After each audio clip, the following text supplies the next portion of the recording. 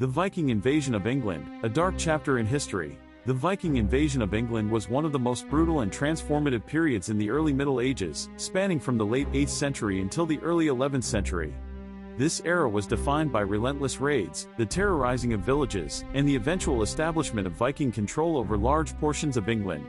The invasion was not a single event but rather a series of incursions, attacks, and occupations over several centuries, leaving a dark and indelible mark on English history. Who were the Vikings? The Vikings originated from Scandinavia, modern-day Norway, Denmark, and Sweden. They were feared warriors, renowned for their savage raids and seafaring skills. The word Viking itself comes from the Old Norse term vikingur, meaning pirate or raider. While the Vikings are often remembered for their violent expeditions, they were also traders, explorers, and settlers. Yet, it was their blood-soaked campaigns against England that would carve their legacy into the annals of history. The Viking Age began in the late 8th century and continued through the 11th century, a time when Europe was fragmented and ripe for plunder. England, in particular, was an attractive target due to its wealth, fertile lands, and political instability. The Anglo-Saxon kingdoms of England, Wessex, Mercia, Northumbria, and East Anglia were in a constant state of internal strife, making them vulnerable to Viking assault. The beginning of the invasion, Lindisfarne, 793 AD. The dark chapter of Viking invasions in England began on June 8, 793 AD, with the infamous raid on Lindisfarne, a small island off the northeastern coast of England. Lindisfarne was home to a Christian monastery, known for its rich treasures and sacred relics. To the Anglo-Saxons, it was a holy place. To the Vikings, it was a treasure trove ripe for the taking. The attack on Lindisfarne was sudden and devastating. Viking longships, sleek and built for speed, appeared on the horizon like specters of doom. Without warning, the Vikings descended on the monastery. The monks, who were largely unarmed and unprepared, were slaughtered. The invaders showed no mercy, killing many, enslaving others, and desecrating the monastery. Sacred relics were stolen, the church was looted, and the Vikings left behind a scene of unimaginable horror. This attack sent shockwaves throughout England and the rest of Europe. It marked the beginning of what would become a century of terror for the Anglo-Saxon people. Lindisfarne was not just a raid, it was the symbolic start of the Viking conquest of England, and it foreshadowed the chaos to come. The Great Heathen Army, 865 AD. The Viking raids on England escalated dramatically in 865 AD, when a large and well-organized force known as the Great Heathen Army landed on English shores. This wasn't a simple raiding party, it was an invasion force with the intent to conquer and settle.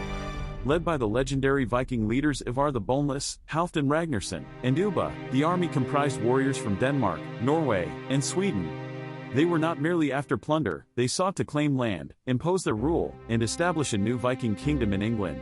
The Great Heathen Army landed in East Anglia and quickly set about terrorizing the countryside. Their next target was Northumbria, a kingdom already weakened by internal conflicts. In 867, the Vikings captured York, the capital of Northumbria, in a brutal and bloody assault. The Anglo-Saxon king Aelle was killed in gruesome fashion, reportedly by being subjected to the Viking torture execution method known as the Blood Eagle, in which his ribs were cut away from his spine, and his lungs pulled out to resemble wings. This conquest of York marked a turning point in the Viking invasion.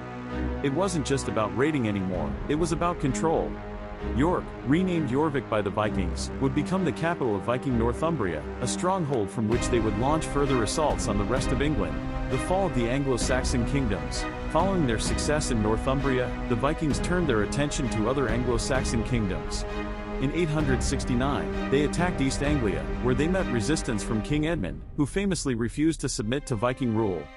According to legend, Edmund was captured and executed in brutal fashion, shot full of arrows and beheaded. His martyrdom would later lead to his canonization as Saint Edmund, but his death symbolized the collapse of East Anglia. Mercia, another powerful Anglo-Saxon kingdom, fell next. By the early 870s, the Viking invaders controlled most of the northern and eastern parts of England, establishing the Danelaw, a vast area of Viking-ruled territory. The term Danelaw refers to the laws and customs imposed by the Danes, which were distinct from the Anglo-Saxon legal system. Viking rule was harsh and unforgiving. They demanded tribute, land, and loyalty from the native population. At this point, only the Kingdom of Wessex, under the rule of King Alfred the Great, remained as a bastion of Anglo-Saxon resistance. Alfred, often regarded as one of England's greatest kings, waged a long and difficult war against the Vikings. In 878, at the Battle of Edington, Alfred achieved a decisive victory over the Viking leader Guthrum, forcing the invaders to retreat. However, this was not the end of Viking incursions. The peace that followed was tenuous, and Viking raids continued to harass England for years to come. Viking legacy and influence. While the Vikings were initially seen as brutal invaders, over time, their impact on England became more complex. The establishment of the Danelaw meant that Viking customs, language, and culture became intertwined with Anglo-Saxon society. Many Viking settlers, once raiders, became farmers and traders, integrating into the local populations. Towns like York, Jorvik, flourished under Viking rule, becoming major centers of trade and commerce. The influence of the Vikings can still be felt in England today. Many English place names, especially in the north and east, have Scandinavian origins. Words like law, sky, and window entered the English language through Viking influence. The Viking legacy also endured through their legendary sagas and the enduring tales of their conquests. The end of the Viking Age in England, 1066 AD. The Viking Age in England officially came to an end in 1066 AD, not with the Viking victory, but with the Norman conquest. In one final attempt to claim England, Harald Hardrada, a Viking king of Norway, invaded England in 1066, seeking to take the English crown. However, he was defeated by King Harold Godwinson at the Battle of Stamford Bridge. This battle is often considered the last significant Viking invasion of England. Just weeks later, Harold Godwinson himself would fall at the Battle of Hastings to William the Conqueror, a descendant of Norse Vikings who had settled in Normandy, France. In a dark twist of fate, the Vikings' conquest of England ended not by their own hand, but by a Norman invasion rooted in Viking ancestry. Conclusion: a dark legacy. The Viking invasion of England was a period of violence, fear, and profound change. The Vikings came as raiders, but they stayed as settlers and rulers, reshaping the landscape of England forever. Their legacy is one of bloodshed and conquest, but also of cultural fusion and lasting influence. The dark days of Viking raids and the establishment of the Danelaw marked the beginning of a new era, one that would set the stage for the England we know today. The Viking invasions were a grim chapter in history, filled with tales of brutality, resistance, and eventual integration.